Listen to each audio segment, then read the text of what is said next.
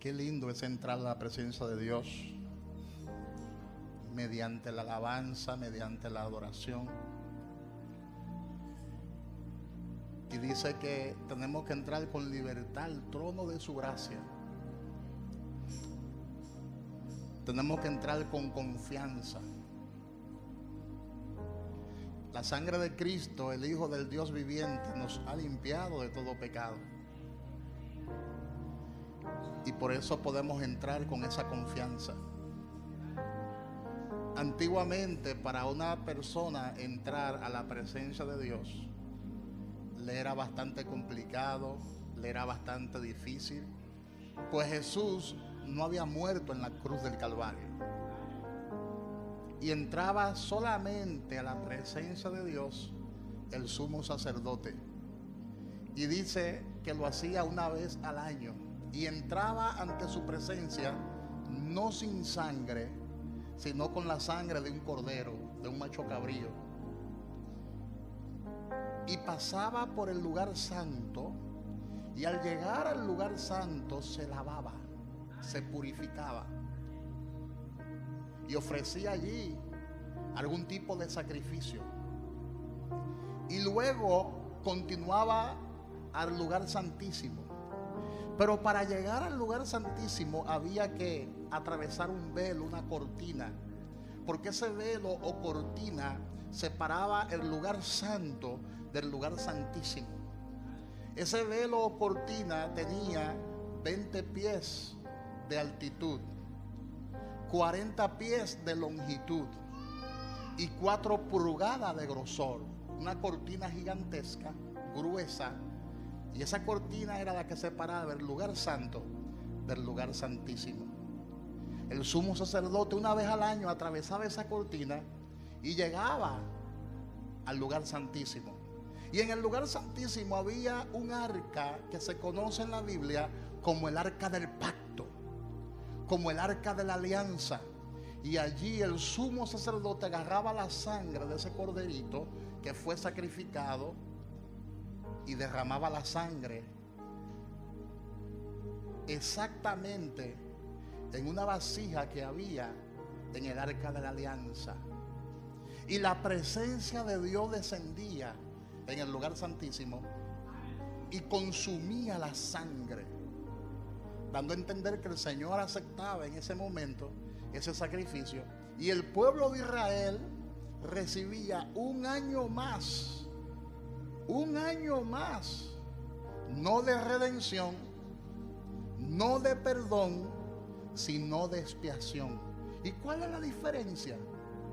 Es que la palabra redención significa liberación mediante el pago de un precio, pero liberación total. Y eso solamente lo podía hacer Jesucristo. Y la palabra expiación significa cubrir el pecado, tapar el pecado, no limpiarlo, sino cubrirlo. ¿Y sabe qué hizo Jesús cuando murió en la cruz del Calvario? Dice la palabra que derramó su sangre, porque sin derramamiento de sangre no hay remisión de pecado. Por eso que nosotros tenemos que darle gracias a Dios y ser agradecidos por lo que Jesús logró a favor de nosotros en la cruz del Calvario. Porque cuando Él dijo consumado es, aquel velo o cortina, préstame atención en esta parte, aquel velo o cortina que separaba el lugar santo del lugar santísimo, se rasgó de arriba abajo, dando a entender que ya Dios no iba a habitar en un templo hecho por manos humanas, sino que Él iba a habitar en el templo que Él mismo creó, que Él mismo diseñó en el huerto del Edén. Por eso el apóstol Pablo dice que nosotros somos el templo del Espíritu Santo. Y el Espíritu Santo está morando, está habitando en nosotros. Diga conmigo, Dios dejó esa estructura humana. Ya Él no habita en un templo hecho por manos humanas, sino que ahora habita en nosotros. Nosotros somos el templo del Espíritu Santo de Dios. Somos el templo del Espíritu Santo. Somos la casa donde habita el Espíritu Santo. Pastor, entonces las cuatro paredes no tienen su importancia. Los templos físicos no tienen su importancia. Claro que sí. Tienen un propósito. ¿Cuál es el propósito? Congregarnos. Donde hayan 2 o 3 o más reunidos en su nombre, ahí Él está. Pero Él está ahí no por las cuatro paredes. Él está ahí por los congregantes. Esta estructura, aunque no fue diseñada originalmente para que sea una iglesia, pero nosotros, como estamos en este lugar y estamos adorando a Dios, este lugar en automático se constituye como casa de Dios y como puerta del cielo. No por amor ni por las cuatro paredes, sino por lo que estamos congregados en este lugar. Su presencia está aquí porque nosotros estamos aquí. Estamos aquí.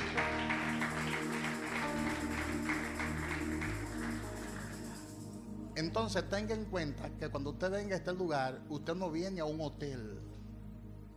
¿Tú ves cómo cambia la mentalidad? Usted viene a la casa de Dios. Y cuando entre por la puerta, entra por sus puertas, dice la palabra, con acción de gracia. Y por sus atrios con alabanza. Pero pastor, ¿por qué ustedes están adorando a Dios en un salón de hotel? ¿Por qué? Porque Jesús dijo, le dijo a la mujer samaritana en Juan capítulo 4, versículo 23 en adelante: créeme, mujer, que va a llegar la hora en que no solo se va a adorar a Dios aquí en el pozo de Jacob. Porque los samaritanos pensaban que la presencia de Dios solamente descendía en el pozo de Jacob. Y los judíos pensaban que era en Jerusalén, en el templo de Jerusalén, que solamente descendía la presencia de Dios. Y Jesús le dijo: créame, mujer, que va a llegar la hora de que los verdaderos adoradores, no importa el lugar donde estén, adorarán al Padre y lo harán en espíritu y en verdad. En espíritu y en verdad. No importa el lugar donde tú estés, tienes que levantar mano santa, sin ira y sin contienda, y sacrificar alabanzas a Dios, frutos de labios que confiesan su santo nombre. Alábale en todo tiempo, adórale en todo tiempo, adora a Dios en todo tiempo, alaba su santo nombre en todo tiempo. Amén.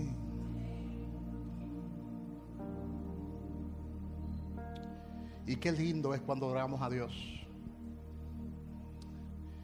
Cuán bello y cuán hermoso es adorar, es levantar manos santas. Cuán hermoso abrir la boca y adorar a Dios. De hecho, fuimos diseñados para cumplir varios propósitos, y uno de ellos es la adoración. Por eso dice David: todo lo que respira, alabe a Jehová. ¿Y cuántos respiran aquí hoy? Entonces alaba a Jehová. Abre tu boca y alaba a Jehová.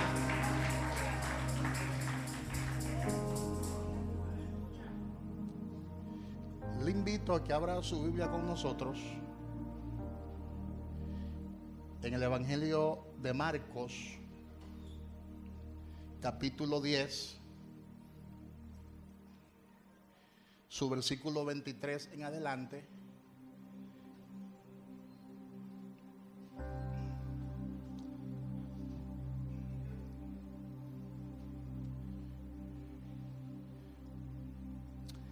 El domingo pasado estuvimos hablando acerca del kairos, del compromiso ministerial o servicial.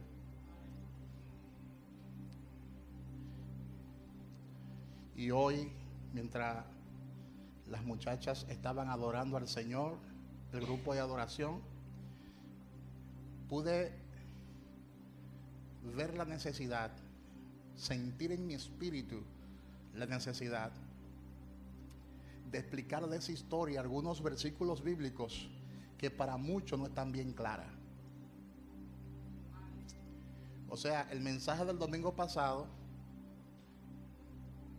fue un mensaje glorioso, una enseñanza gloriosa, pero yo pienso que tenemos que explicar algunos versículos que están ahí dentro de la enseñanza de Marcos capítulo 10, desde el versículo 17 en adelante, porque está la pregunta y la disyuntiva: ¿acaso Dios aborrece la riqueza?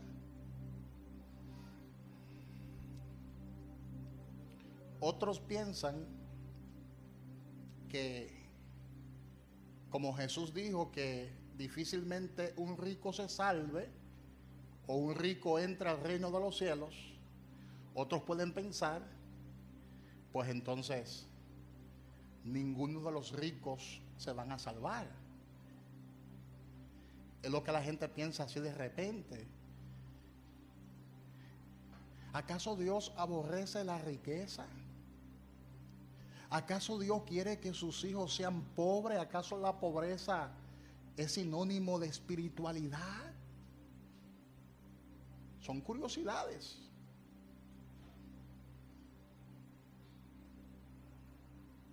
Y por eso en el día de hoy yo quiero que usted abra su Biblia conmigo para que analicemos algunos textos bíblicos que hay en la historia de Marcos capítulo 10, del 17 hasta el 31, porque le quiero hablar acerca del compromiso de perder para ganar. Y yo quiero que nos fijemos en esa historia completa de Marcos capítulo 10, del 17 al 31, pero vamos a leer desde el 23 en adelante hasta el 31. Y luego entonces, cuando comencemos a explicar el contexto de esta palabra, vamos a mencionar algunos versículos clave que están dentro de lo que es esa historia. La palabra dice en Marcos capítulo 10, versículo 23 en adelante: entonces Jesús, mirando alrededor, dijo a sus discípulos: cuán difícil entrarán en el reino de Dios los que tienen riquezas. Los discípulos se asombraron de sus palabras, pero Jesús respondiendo volvió a decirles: hijos, cuán difícil le es entrar en el reino de Dios a los que confían en las riquezas. ¿Ve? Ahí cambió completamente el contexto. A los que confían en las riquezas. Más fácil es pasar un camello por el ojo de una aguja que entrar un rico en el reino de Dios. Ellos se asombraban aún más, diciendo entre sí: ¿quién pues podrá ser salvo? Entonces Jesús mirándolos dijo: para los hombres es imposible, mas para Dios no, porque todas las cosas son posibles para Dios. Entonces Pedro comenzó a decirle: he aquí, nosotros lo hemos dejado todo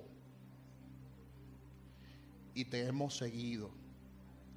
Respondió Jesús y dijo: de cierto os digo que no hay ninguno que haya dejado casa, o hermanos, o hermanas, o padre, o madre, o mujer, o hijos, o tierras, por causa de mí y del evangelio, que no reciba 100 veces más ahora en este tiempo casas, hermanos, hermanas, madres, hijos y tierras, con persecuciones, y en el siglo venidero la vida eterna. Para muchos primeros serán postreros, y los postreros primeros.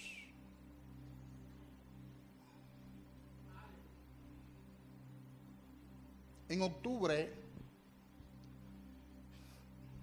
del año 1956, 5 jóvenes misioneros aterrizaron en una playa en un lugar aislado de Ecuador, una selva ecuatoriana. Esos 5 jóvenes aterrizaron allí con el propósito de predicarle la palabra de Dios a una tribu llamada la tribu Waodoni, una tribu que estaba aislada del mundo. Y ellos fueron con ese objetivo de predicar el evangelio a ese lugar. Tuvieron muchas dificultades, pero el amor de Dios que había embargado lo más profundo de su corazón lo llevó hasta allí. La pasión por las almas llevó a estos 5 jóvenes misioneros a ese lugar. Esa tribu no había escuchado jamás hablar de Jesús. Esa tribu no había escuchado jamás hablar del evangelio del reino de Dios. Y ellos llegaron para dar amor. Porque de tal manera amó Dios al mundo que ha dado a su Hijo unigénito para que todo aquel que en él cree no se pierda, sino que tengan vida eterna. Y ellos fueron a llevar el evangelio a esa tribu. ¿Sabe qué pasó? Los recibieron a flechazos. Y los 5 misioneros murieron. Dejando atrás la familia, dejando atrás sus pertenencias, dejando atrás su nación, su país, dejando atrás sus hermanos. Lo perdieron todo y perdieron la vida por causa del evangelio. Perdieron la vida por predicar la palabra de Dios. Eso salió en todos los noticieros. Las personas decían: esa muerte fue una muerte inútil, esa muerte fue una muerte tonta. No tiene sentido que ellos se hayan sacrificado de esa forma, de esa manera. ¿Y sabe qué pasó? Años después, aterrizaron en ese mismo lugar los familiares de esos 5 misioneros, entre ellos la hermana de uno de ellos.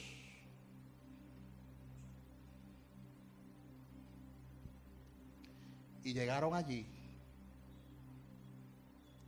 a predicar el evangelio. Pero en esta ocasión la tribu Waodoni no les recibió con flechazos, sino que la tribu los recibió a esos misioneros. ¿Y sabe qué pasó? Que toda la tribu entregó su corazón a Jesucristo. Toda la tribu confesó que Jesucristo es el Señor. Porque lo que parecía una pérdida total se convirtió en una de las historias de conversión más impactantes del siglo XX. Porque toda esa comunidad se entregó a Cristo. Se rindió a los pies de Cristo. Y al día de hoy allí solo se alaba a Jesús. Allí no se adoran otros ídolos. Al día de hoy allí solo se adora a Jesús. Allí solo se glorifica a Jesús. Porque hay cosas que se ganan cuando estamos dispuestos a perderlo primero.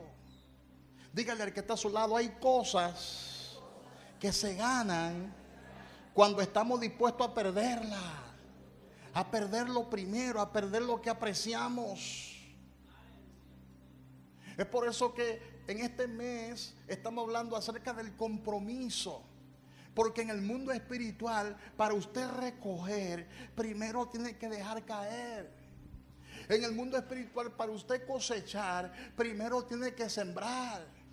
Para usted crecer, primero tiene que humillarse. Para dar vida hay que morir.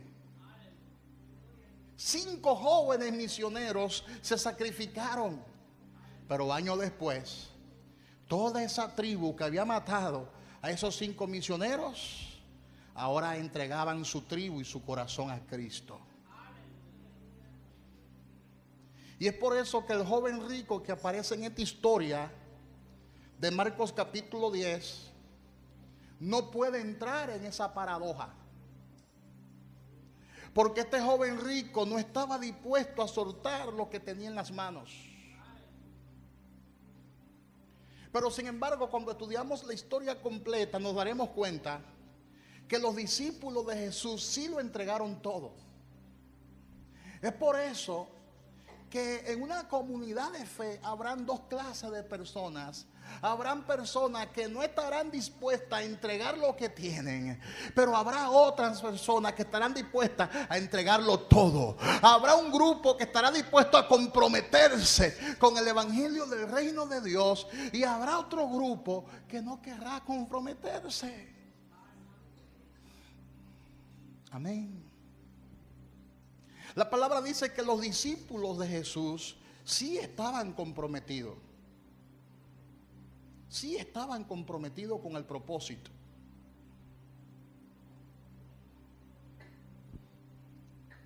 Y Jesús les revela lo que realmente está en juego cuando un creyente decide comprometerse. Póngase a pensar qué es lo que está en juego cuando yo decido comprometerme con el reino de Dios. ¿Qué es lo que está en juego? Todo está en juego. Porque cuando uno se compromete con el Señor, uno tiene que estar dispuesto a todo. Y si es posible, hasta dar la vida por el evangelio del reino de Dios. Quizás usted ve esta expresión como una exageración en nuestro contexto, pero hay gente en este momento que allá en los países musulmanes están predicando el evangelio del reino de Dios y todos los días se están arriesgando. Son misioneros que han dejado su comodidad y ahora mismo están en la India arriesgando su vida. Ahora mismo están en Medio Oriente arriesgando su vida. Ahora mismo están en África arriesgando su vida. Porque usted piensa que eso lo dijo Jesús de acuerdo a un contexto. Y el contexto nuestro es otro, porque aquí estamos cómodos, aquí no estamos experimentando persecución. Pero ¿y si llega ese momento? ¿Tú estás dispuesto a entregar tu corazón a Cristo por completo y a dar tu vida por el evangelio del reino de Dios? Solo aquellos, diga conmigo, solo aquellos que están comprometidos para perder todo lo terrenal califican para ganar lo espiritual. ¿Cuántos están dispuestos a perder todo lo terrenal para ganar lo espiritual?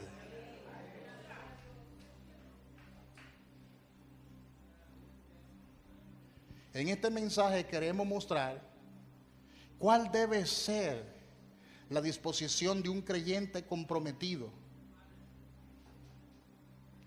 Tenemos que estar dispuestos a pagar el precio.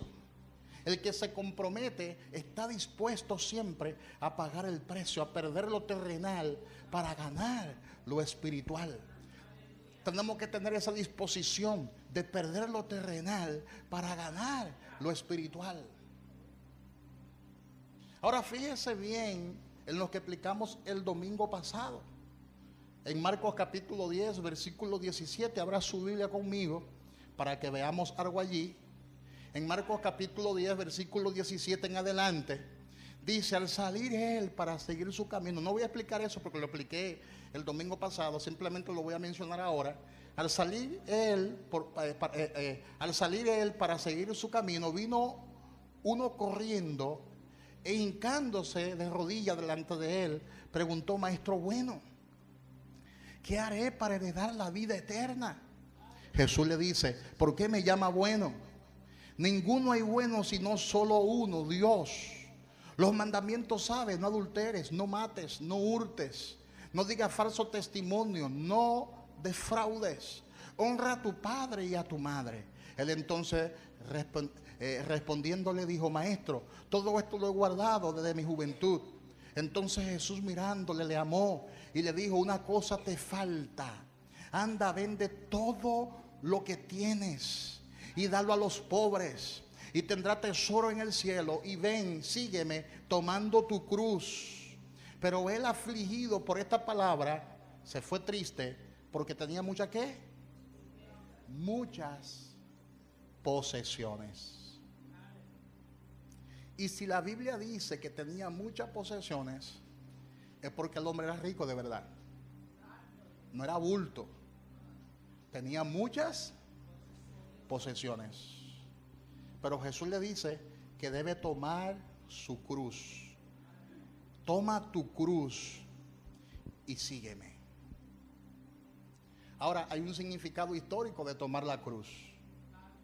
En la época del Imperio Romano, la cruz no era símbolo de fe. Ahora, la gente anda con una cruz en el cuello, con un crucifijo o con una cadena, porque ahora, en este tiempo, la cruz es símbolo de fe. Pero en esa época, la cruz no era símbolo de fe, sino que era símbolo de muerte.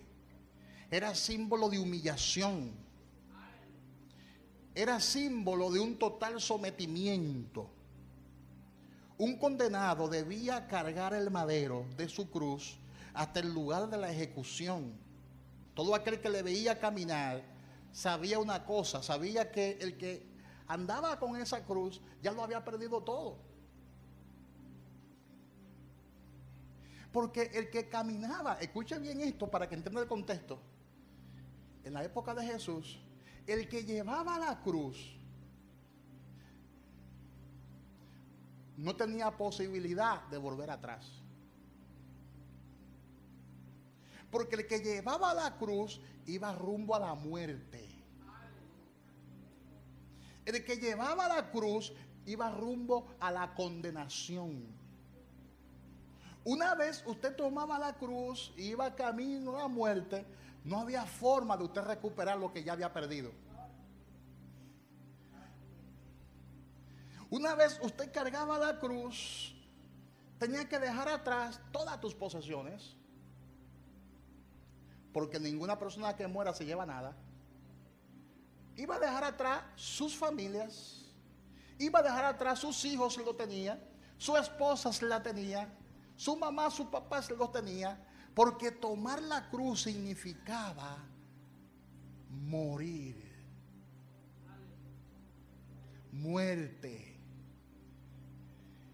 Y Jesús, de forma ilustrativa, le dice, si alguno quiere seguir en pos de mí, tiene que negarse a sí mismo, tiene que tomar su cruz cada día y seguirme. ¿Qué significa eso, tomar la cruz? Significa comprometerte con el reino de Dios, dejar la vida vieja atrás, y esa vida vieja no existe, y comprometerte a andar en novedad de vida con Cristo Jesús. Amén. Y Jesús le dice, toma tu cruz. En otras palabras, Jesús le está diciendo, sígueme como alguien que ya está muerto.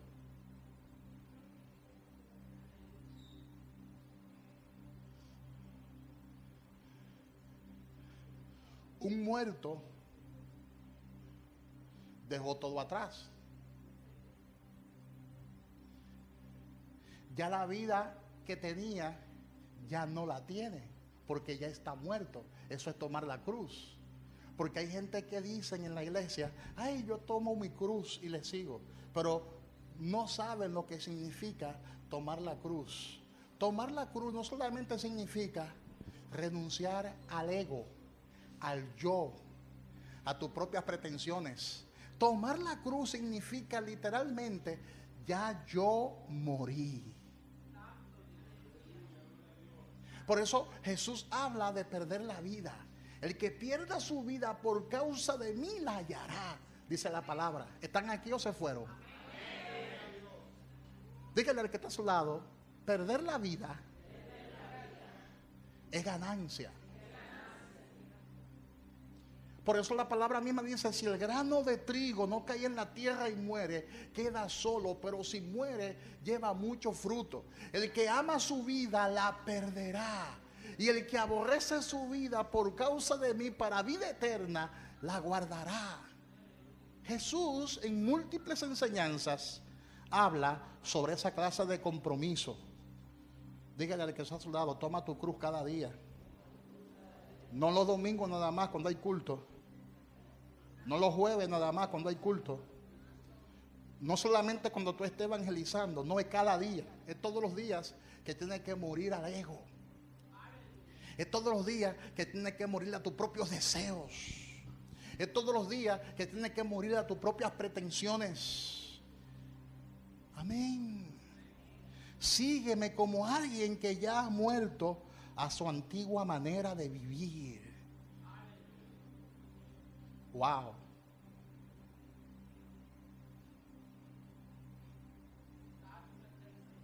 Ese es el significado real de tomar la cruz. Por eso más adelante él habla sobre que hay que estar dispuesto de abandonar todo, de dejarlo todo. Si es necesario, claro está. Porque en ese tiempo había mucha persecución. En ese tiempo había muchas dificultades para predicar el evangelio del reino de Dios. Y cuando Jesús le exige al joven que venda todo lo que tiene y que se lo dé a los pobres, Jesús le estaba diciendo con esto: si tú quieres ser perfecto y quieres andar conmigo, tienes que abandonar las riquezas. No porque las riquezas sean malas, porque tener riqueza no es un pecado. Es el amor a la riqueza, es el amor al dinero. Porque la misma palabra dice que la raíz de todos los males es el amor al dinero. Y es por eso que en el versículo 23, en Marcos 10, 23, la palabra habla sobre aquellas personas que confían en las riquezas. El pecado no está en tener riquezas. El pecado está en confiar en las riquezas en vez de confiar en Dios. Y hay gente que confían en su dinero, en su bolsillo, antes de confiar en Dios. Ahí es donde está el pecado, ahí es donde está la desobediencia. Léalo conmigo en Marcos 10, 23. Entonces Jesús, mirando alrededor, dijo a sus discípulos: cuán difícil entrarán en el reino de Dios los que tienen riquezas. Jesús está advirtiendo sobre el peligro que hay. Sobre el peligro que hay cuando tú amas el dinero. Hay personas que cuando tienen dinero se sienten superiores a los demás. Se sienten con estatus. Aún en muchas iglesias, aún en muchos lugares, le dan cierto tipo de privilegio al que más tiene. Aquí, tanto el que tiene como el que no tiene se sienta en la misma silla, en el mismo tipo de silla. Yo, que soy el pastor, me siento en el mismo tipo de silla que usted se sienta. Pero hay lugares donde tú ves que el pastor se sienta en un trono.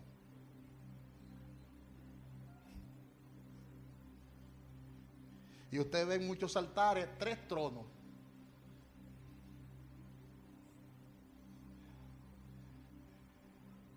No es que no se honre al hombre de Dios, yo creo en la honra. Pero yo creo en el balance escritural, en lo que la palabra de Dios establece. Y hay personas que se tratan como con más distinción cuando manejan 2 o 3 pesos. Aquí nosotros tratamos a todo el mundo por igual. Porque la pobreza es mental. Dígale al que está a su lado: cambia tu mentalidad. Cambia tu manera de ver las cosas. Es posible que en este momento tú no tengas dinero, pero eso no es riqueza. El que está en Cristo lo tiene todo. El que está en Cristo lo tiene todo. El Señor nos ha bendecido, y no solo nos ha bendecido, sino que nos han enriquecido. Claro está, yo prefiero pastorear personas con mentalidad de progreso que con mentalidad de pobreza. Por eso yo le digo a la gente que hay que salir de esa mentalidad de escasez y de estrechez y de pobreza. Hay que prepararse, hay que estudiar, hay que avanzar, hay que trabajar, hay que emprender. Porque yo prefiero tener personas emprendedoras, habilidosas, diligentes, productivas, que tener un montón de gente pensando que la pobreza es una virtud. Dígale al que está a su lado, la pobreza ni es una virtud, ni es sinónimo de humildad. La pobreza bíblicamente es una maldición. Es una maldición. Por eso Cristo cargó con ella. Siendo rico se hizo pobre, para que hoy tú seas enriquecido. Suelta esa malicia del diablo y cree lo que la palabra de Dios establece. Amén. Porque hay un grupito de gente que dicen: wow, el pastor Figuereo está predicando la palabra de verdad. Mira cómo está atacando a los ricos y a los que tienen riquezas. Hay una corriente así que quiere que tú andes con los fondillos sucios y arrastrándote. Y piensan que la pobreza es sinónimo de humildad. No, no, no, no, no. Jesús no está diciendo en este texto bíblico que la riqueza es mala,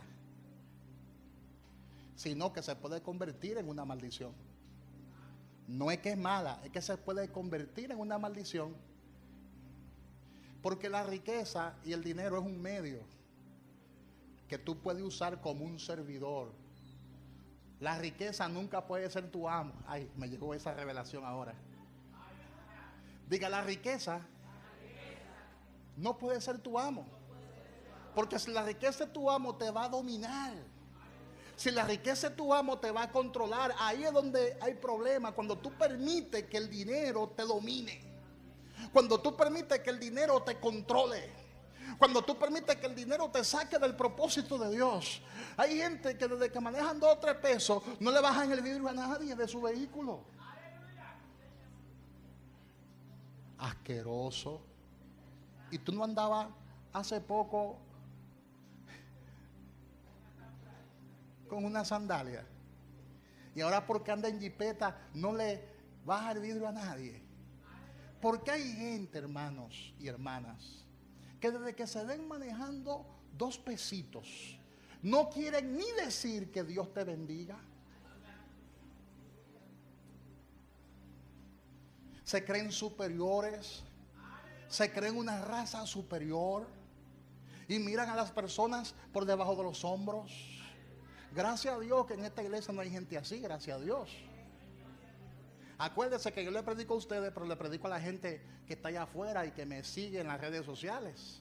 Pero hay gente que desde que se ven con 2 pesos cogen un aire, hermanos. Entonces, cuando una persona se maneja de esa manera es porque es inmadura y ha hecho del dinero su amo, no su servidor. Esa revelación el Señor me la dio hace mucho tiempo.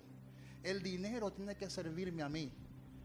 Yo controlo el dinero, no el dinero me controla a mí. Amén, hermanos. Ay, esos amenes están suaves hoy. Dígale al que está a su lado: no permita que la riqueza y el dinero te controlen. Es por eso que Jesús le explica a su discípulo que es difícil que los ricos entren al reino de Dios, señalando que las posesiones materiales a menudo se convierten en obstáculos para la fe y la dependencia total en el Creador. Por eso yo me he fijado, tengo ya muchos años predicando el evangelio y yendo a diferentes países, yo me he fijado que en los lugares donde hay mucha abundancia y donde hay muchas riquezas, se ven pocos milagros. Porque la gente prefiere confiar en sus riquezas y no en la oración de fe. La gente, si le duele algo, pues se toma un calmante. Si tiene un problema en la pierna, pues con su dinero va al médico y cotiza todo lo de su salud. Entonces una iglesia que está muy acomodada y que no entiende por revelación que Dios sigue haciendo milagros, casi nunca recibe ese tipo de milagros. Pero en los lugares donde no hay mucha posibilidad, donde no hay muchas posesiones, donde hay mucha pobreza, la gente dice, bueno, no me queda otra cosa que confiar en Dios. No me queda otra opción que poner toda mi confianza en el Señor. Y por eso tú ves que los milagros son más frecuentes y Dios se glorifica más. Porque el Señor lo que está señalando aquí es lo siguiente: no confíe en tus posesiones, confía en mí, que soy tu creador. Porque en ese tiempo, culturalmente se creía, en el tiempo de Jesús, que cuando una persona tenía posesiones, contaba con el favor de Dios. Esa era la cultura que había en el tiempo de Jesús. Y el que era pobre no tenía el favor de Dios. Por eso Jesús le dijo a sus discípulos: los pobres siempre estarán con nosotros. Y por eso Jesús hacía énfasis en que hay que anunciarle el evangelio a los pobres. Porque los pobres eran denigrados en el tiempo de Jesús. Los pobres eran despreciados en el tiempo de Jesús. Y por eso Jesús dice: yo quiero que ustedes les sirvan a los pobres. Busquen a los pobres. Predíquenle a los pobres el evangelio del reino de Dios. No era porque Jesús estaba haciendo acepción de personas. Era porque Jesús quería romper una cultura, una línea de pensamiento. ¿Por qué? Porque en el tiempo de Jesús, vuelvo y repito, el que tenía riqueza y posesiones era considerado una persona que tiene el respaldo total de Dios. Y hoy en día se quiere enseñar lo mismo. Si hay un hermano que está bendecido y prosperado, ay, ese tiene a Dios. Ese tiene a Jesús. Mira cómo Dios lo ha bendecido. Mira cómo Dios lo ha prosperado. Pero no siempre la prosperidad produce bienestar, no siempre. Porque la prosperidad te puede desubicar, extraviar del propósito de Dios. No es que es mala. Lo que es malo es la actitud de tu corazón, cómo tú asumes las bendiciones que Dios te está dando. ¿La asume con humildad? ¿Le da gracias a Dios por lo que te ha dado? ¿O te cree la última Coca-Cola del desierto? Amén, hermanos.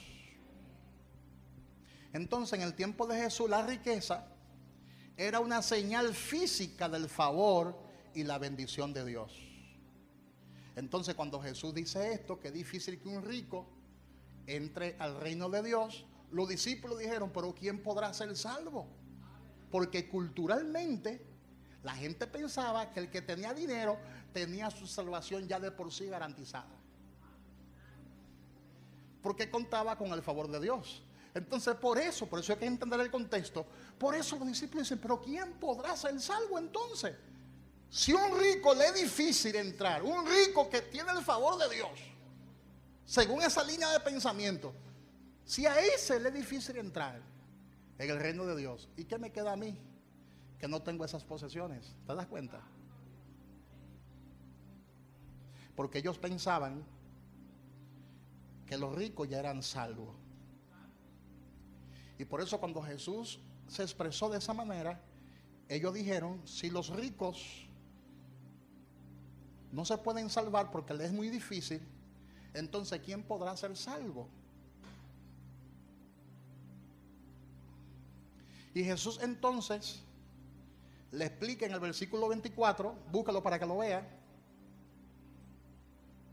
que el problema no estaba en la riqueza, sino en la confianza que se tiene en las riquezas. Lo dice ahí el versículo 24, Marcos 10, 24. Dice Marcos 10, 24, los discípulos se asombraron de sus palabras, pero Jesús, respondiendo, volvió a decirle: hijos, cuán difícil le es entrar en el reino de Dios a los que confían en las riquezas. Más fácil es pasar un camello por el ojo de una aguja que entrar un rico en el reino de Dios. Jesús para mí está usando un término metafórico. Está usando una figura metafórica. Y esa figura metafórica se llama el ojo de una aguja, que era un recurso retórico común, era una hipérbole que utilizaban mucho los rabinos en el tiempo de Jesús para expresar una verdad espiritual o escritural. Y Jesús dijo: más fácil entra un camello por el ojo de una aguja que un rico en el reino de Dios. Ahora, eso hay que explicarlo. Un rico que confía en la riqueza, se le es más difícil recibir la revelación del evangelio porque está confiando simplemente en las riquezas. Pero más abajo, cuando ellos dicen: wow, entonces ¿quién podrá ser salvo?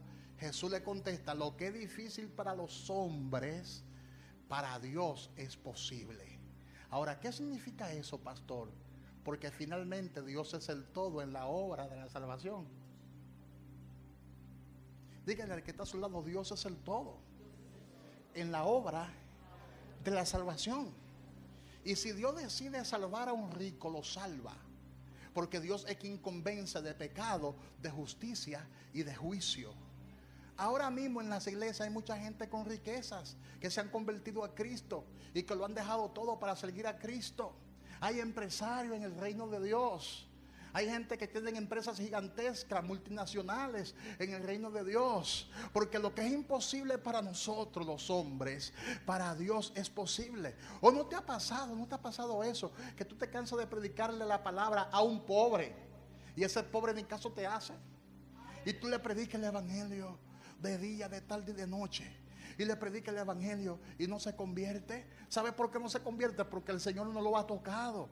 Es Dios el que toca los corazones. Y cuando Dios toca los corazones, nadie se podrá resistir a su voz. Sea pobre o sea rico, nadie podrá resistirse a su voz. No importa el estatus social que tenga. Cuando Dios convence a la gente de pecado, de justicia y de juicio, no hay forma de que eso no funcione. Porque Dios es quien te hace nacer del agua y del espíritu. Porque hay ricos que se han salvado y están salvos. Y hay pobres que también se han salvado. Pero hay pobres que están perdidos en sus delitos y pecados. No tienen un solo centavo en los bolsillos. Y desde que consiguen 2 o 3 pesos, se lo beben de romo, de alcohol. Están perdidos por igual. Porque la salvación es de Jehová. Dígale al que está a su lado: la salvación es de Jehová. Para el hombre es imposible que un rico se salve, pero para Dios todo es posible. Dígale al que está a su lado: para Dios todo es posible. Cuando Dios te toca, nadie puede resistir el llamado de Dios. Cuando Dios toca, no hay forma de que el corazón se endurezca. Cuando Dios toca, no hay forma de que Dios no cambie a la gente. Cuando Dios toca, no hay forma de que Dios no transforme a la gente. Dale gracias a Dios que el Señor te ha salvado.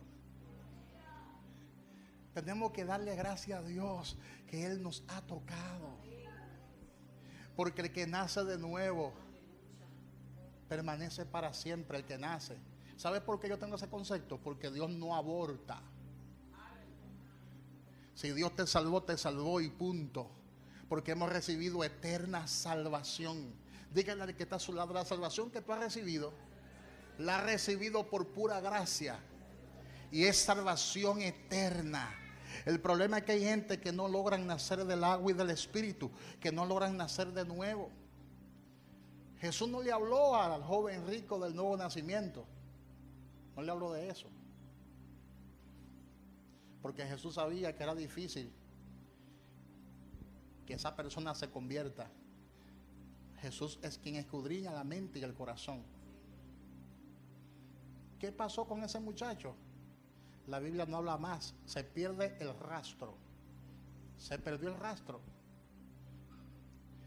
Ese muchacho apareció en esa historia y jamás se volvió a hablar de él. Así hay gente que usted la ve un día y jamás la vuelve a ver, porque Dios no está en ellos. Dale gracias a Dios que todavía tú cuentas en el plan de Dios. Porque más abajo observamos que los discípulos le dicen a Jesús: y nosotros que lo hemos dejado todo. Ay, ay, ay, ay, ay. Por eso esos discípulos aparecen más adelante en muchas historias.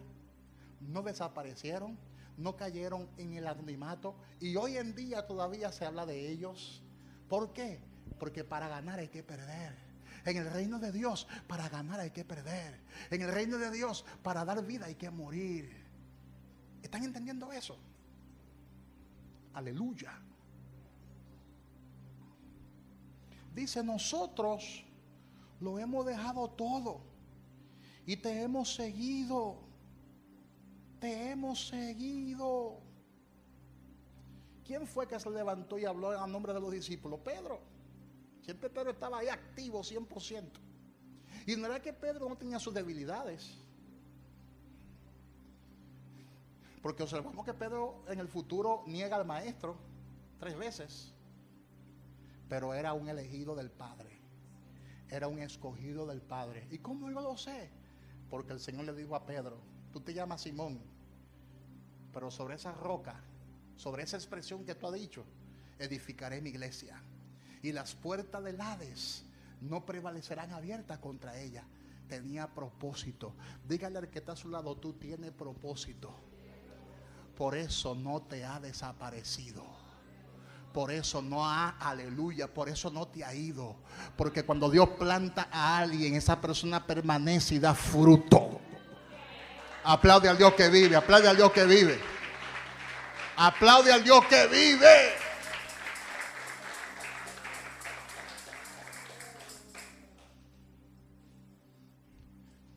Me llamaba un tío mío ayer de Estados Unidos y me decía: pero desde que tú eras un niño, tú le estás sirviendo al Señor. Wow, me dice él. Yo recuerdo que tú de 8 años ya hablabas de la palabra, me decía el tío mío. Y yo le dije a él: lo que pasa es que quien me plantó a mí fue mi padre. Y toda planta que el Padre no haya plantado será desarraigada. Dígale al que está a su lado: gózate y alégrate, que tú has sido plantado en Él. ¿Están entendiendo esta palabra en el día de hoy? Tú has sido plantado en Él. Entonces Pedro comenzó a decirle: aquí nosotros lo hemos dejado todo y te hemos seguido. Aleluya. Te hemos seguido. Te hemos seguido. Hay una promesa grande aquí.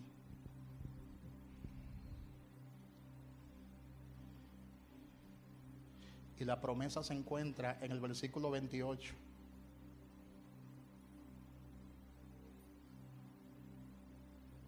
Aleluya.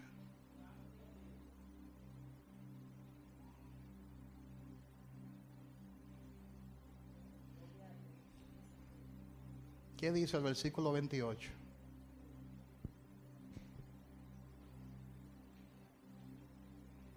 El 29.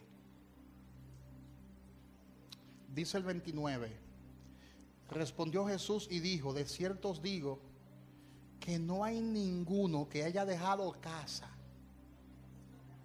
o hermanos, o hermanas, o padre, o madre, o mujer, o hijos, o tierra, por causa de mí y del evangelio. Escuche esto ahora, la promesa: que no reciba 100 veces más. Esa es la recompensa del 100%. 100 veces más. Ahora, en este tiempo, casas, hermanos, hermanas, madres, hijos y tierra, con persecuciones, y en el siglo venidero la vida eterna. Pero muchos primeros serán postreros, y los postreros primeros. Eso significa que aunque tú hayas llegado de último, si Dios tiene planes contigo, eres primero. Y muchos que llegaron primero pueden que sean postreros, pero todos vamos a disfrutar de esa misma repartición de bendición. Unos recibirán primero y otros recibirán postrero. Pero hay que estar dispuestos, si es necesario, a abandonar lo que tengamos que abandonar, dejar lo que tengamos que dejar. Yo sé que a poco le ha tocado eso. Nadie aquí ha tenido que dejar casa. Nadie aquí ha tenido que dejar bienes. Nadie aquí ha tenido que dejar hermanos y hermanas, padres y madres por causa del evangelio, porque no han tenido ningún tipo de persecución. Pero esos 4 misioneros, esos 5 misioneros que les mencioné en la historia, lo dejaron todo y murieron por causa del evangelio. Hay otros que han muerto por causa del evangelio, y tú tienes que estar dispuesto. Nosotros tenemos que estar dispuestos a entregar nuestras vidas por ese propósito. Dice que vamos a recibir 100 veces más en esta vida, y al final la vida eterna. La vida eterna. ¿Y cuánto están dispuestos a perderlo todo si fuera necesario? No es que usted deje a su padre, no es que en este tiempo tú dejes tu madre. Eso es si es necesario. ¿Qué significa eso, pastor? Bueno, si el Señor te dice: necesito que predique mi palabra en la India, que te vaya preparando porque te quiero en la India.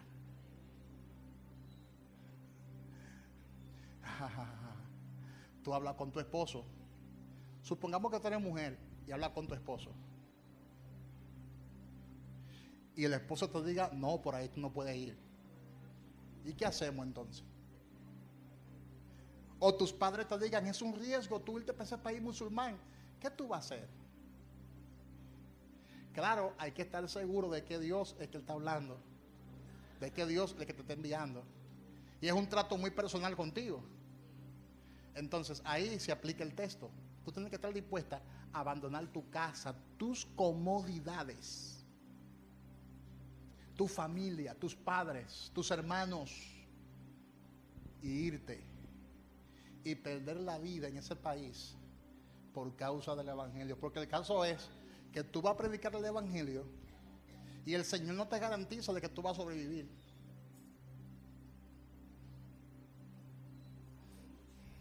Qué silencio hay en el salón hoy. Porque a veces pensamos que si nos morimos en la misión, ay, no fue la emoción que lo movió. Esa misión no fue de Dios, no, porque hasta la vida perdió. Eso no fue de Dios, eso fue un fracaso. Le habló la carne, fue a esa persona.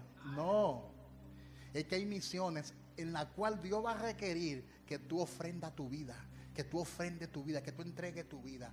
¿Estamos nosotros dispuestos a sacrificarnos? Hay gente, señores, en que ven la oración como un sacrificio. Oye eso. Ven el ayuno como un sacrificio. Ven ir al culto como algo que hay que sacrificarse. Ay, me voy a levantar el domingo temprano. Hay un sacrificio muy grande ir al culto. Eso no es sacrificio, señores. Eso no es sacrificio, eso es adoración. Sacrificio es cuando tú vas a un país que no quieren saber del evangelio y tú comienzas a predicar arriesgando tu vida el evangelio. Eso es un sacrificio. Sacrificio es cuando tú dejas todo, coge un avión y te vas a un país de eso, a un lugar remoto. Sacrificio es que tú coges un avión y te vayas a Cuba, donde no hay nada que buscar. No a Nueva York, no a Europa, sino a Cuba, que te vayas a Cuba y predica el evangelio en Cuba. O predique el evangelio ahora mismo en Venezuela, ahí donde está la gente muriéndose por la situación de Venezuela. Claro, es un llamado, porque esos discípulos fueron llamados. El llamado de Dios para las misiones no es para todo el mundo. Es un llamado ya exclusivo, especial. Entonces, ¿estás tú dispuesta a que el Señor te llame de esa manera? ¿Estás dispuesta o dispuesto a dejarlo todo por amor al evangelio del reino de Dios? Yo espero que esta parte se haya explicado bien. Pero nosotros cantamos: si te tengo a ti, lo tengo todo, mi amado, mi tesoro. Y así, quien no, frente al aire acondicionado ahí. Si te tengo a ti, lo tengo todo, mi amado. Estamos muy cómodos, mi tesoro. Fuera de ti, nada merezco, Señor. Ay, cañajo, y así, quien no. Estamos muy cómodos. Póngase de pies y dígale al que está a su lado, esa comodidad. Esa comodidad, tú tienes que estar dispuesta o dispuesto a abandonarla.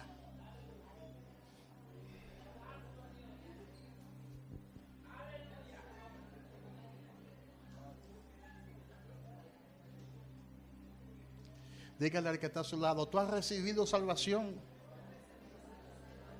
Tú has recibido vida eterna. Levanta tus manos, cierra tus ojos y adora a Dios. Hoy es un día hermoso para usted comprometerse con el Señor. Hoy es un día precioso. Escuchen bien lo que les voy a explicar. Yo acabo de cumplir el mes pasado 50 años de edad. Medio siglo. 50 añitos de edad.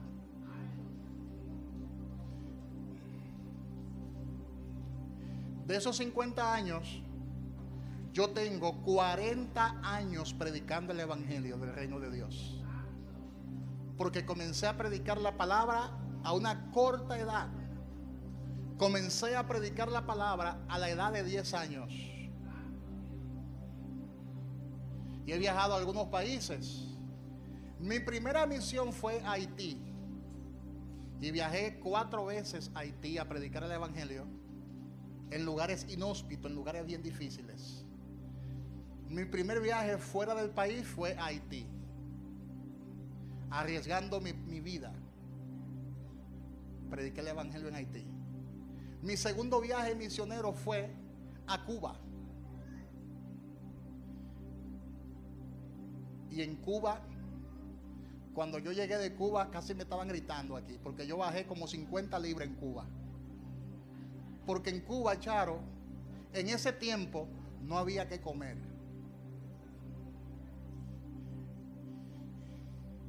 Y yo me fui por una semana y era tanta la necesidad que había que decidí cambiar el vuelo y durar un mes.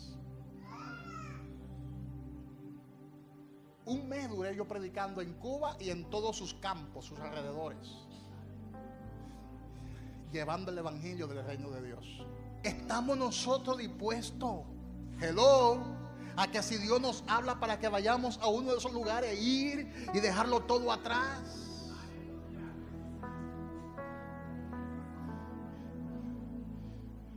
¿Tú sabes lo que tú dejar toda tu familia? Dejar tu medio de producción. Hay gente que no entiende este tipo de sacrificio. No entienden eso. Pero hay que estar dispuesto a decirle sí, Señor. Cántalo. Si te tengo a ti, mi amado, fuera de ti. Con ese amor que tú le cantas al Señor, que le cantamos al Señor, ¿estás tú dispuesta? ¿Estás tú dispuesto a decirle, Señor, estoy aquí para lo que tú quieras? Estoy aquí para lo que tú me necesites. ¿Cuánto le dicen así al Señor? Estoy aquí, Señor, para lo que tú me necesites. Aleluya. Tiempo de compromiso. Diga, tiempo de compromiso. Para ganar hay que perder. Hay que perder la comodidad para ganar. Hay que comprometerse con el evangelio del reino de Dios. Hay que buscar las almas. Hay que evangelizar. Ahora en verano, conviértete en un evangelista del reino de Dios y comienza a evangelizar a todo el mundo. Evangeliza hasta las hormigas si es necesaria. A todo el mundo evangeliza. Predica el evangelio. Eso es compromiso. Comprométete con el evangelio del reino de Dios. Dile: Señor, te doy gracias por tu presencia y por tus bendiciones. Gracias, Padre, por lo que tú has hecho en mi vida y por lo que seguirás haciendo en mi vida. Si hay alguien aquí que desea entregar su corazón a Cristo, este es el momento. ¿Hay algún invitado o invitada que necesite la oración de fe y que quiere entregar su corazón a Cristo? El altar está abierto para orar por ti. Este es el momento. Dios bendiga a las personas que nos visitan por primera vez. Son bendecidos y bendecidas. ¿Hay alguien que desea comprometerse, dar el paso de fe? No agachar la cabeza como hizo el joven rico que agachó la cabeza y se fue triste, sino decirle: Señor, heme aquí. Quiero hacer tu voluntad, oh Dios. Un aplauso fuerte al Señor. Dios le bendiga a todos. Dios le guarde.